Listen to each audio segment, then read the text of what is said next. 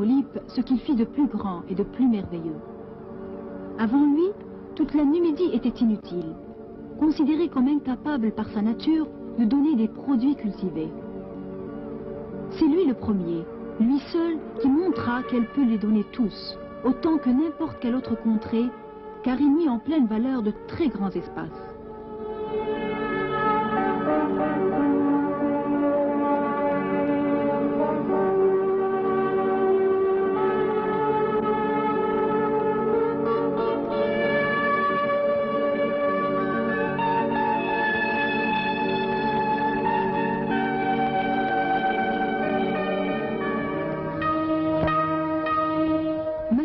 Favorisa aussi l'urbanisation des nouveaux agriculteurs qui se regroupèrent et se fixèrent dans de nouveaux bourgs, fortifiés notamment autour de Cirta, la capitale.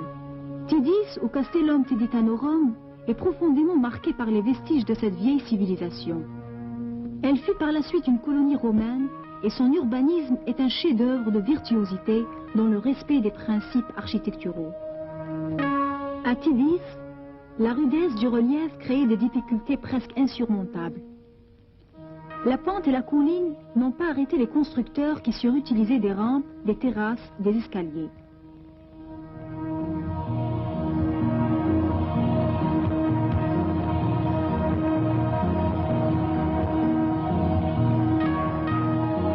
On ne découvrira nulle part ailleurs un panorama aussi complet des civilisations qui se sont succédées en Afrique du Nord, des Numides à l'islam.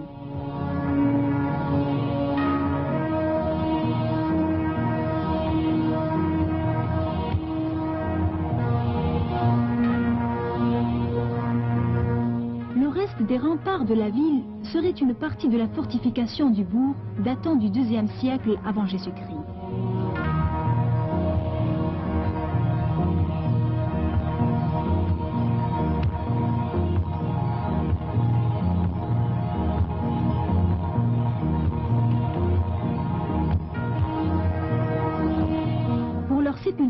En dehors des dolmens mégalithiques qu'ils réemployaient, les basinas notamment servaient de tombeaux numides. Ces tumulus de pierre circulaires ou elliptiques, parfois même carrés, étaient des constructions soignées.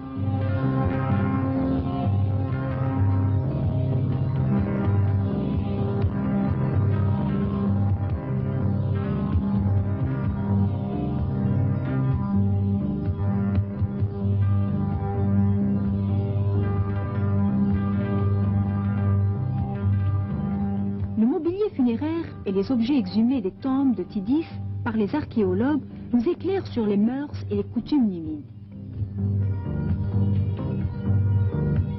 Quelques motifs de décoration des poteries s'emploient de nos jours encore dans certaines régions des Aurès.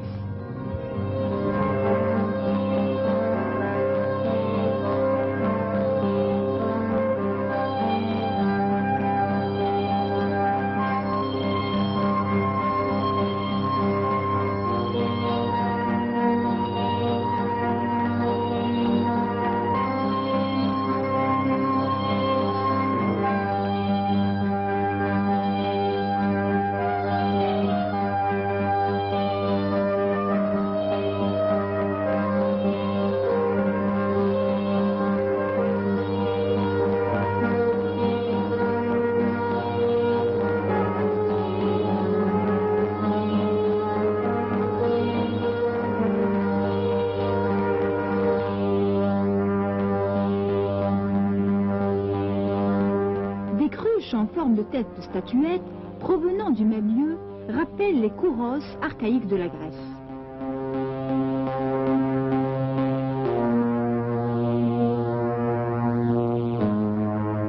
L'ébauche du sourire sur les lèvres, les pommettes saillantes et surtout les yeux en amande dénotent une forte influence hellénique.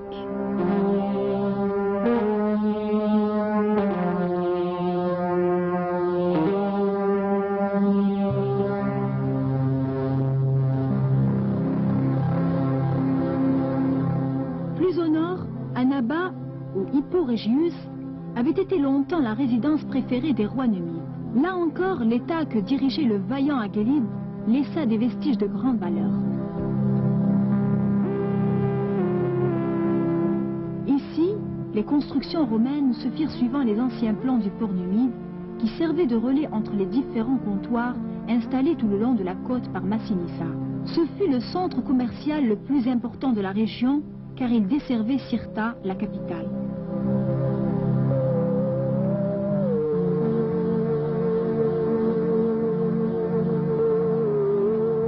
Au musée archéologique d'Annaba, nous retrouvons des stèles, symboles religieux du rite numide.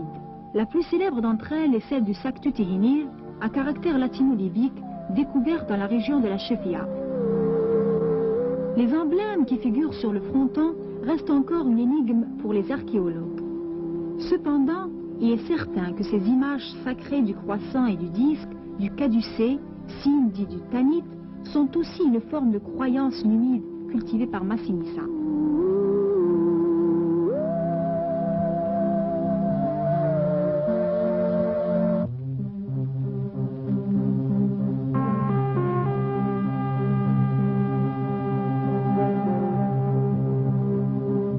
À l'est de la Numidie, à Douga, un sanctuaire fut élevé à la mémoire du grand Agéli.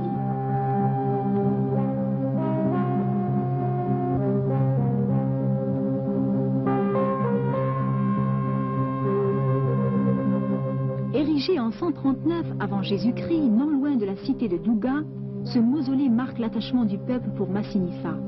Ce peuple qui, à l'instar de son chef, était profondément épris de justice et de liberté.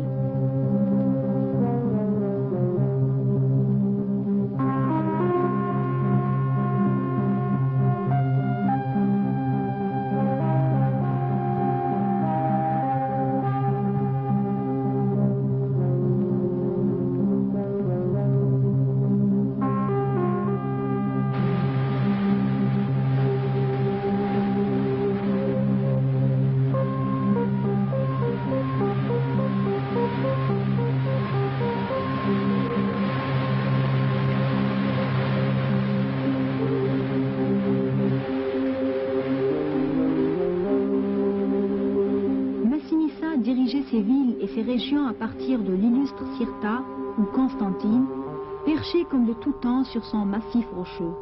Elle était fortifiée de remparts, rendant plus difficile encore toute tentative de pénétration ennemie. Sirta, la capitale du grand chef Massinissa, est malheureusement à jamais enfouie sous l'urbanisation moderne de Constantine. Peu de choses sont parvenues jusqu'à nous.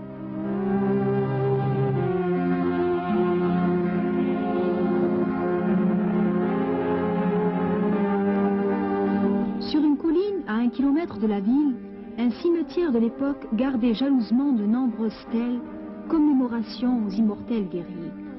Comme le montrent certains détails du croissant retourné sur le disque ou de la main ouverte, ces stèles comparables à celles du musée d'Annaba révèlent aussi un caractère divin. En fait, ce sont des symboles religieux qui seront adoptés plus tard différemment, tels le bras tenant un caducée ou un palmier. Sirta procédait également à des sacrifices religieux à Balhaman, Mastinan et d'autres divinités qu'on assimile à la mythologie grecque et orientale, 8 siècles environ avant la naissance du prophète.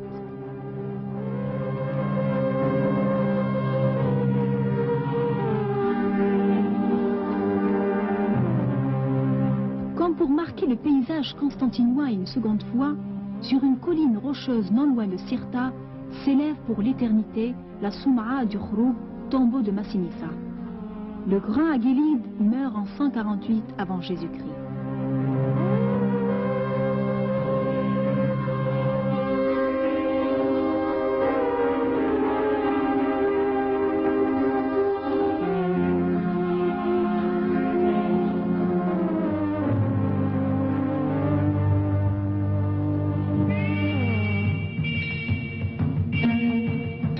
Ce vaillant résistant algérien fit de la Numidie un État vaste et des plus riches d'Afrique.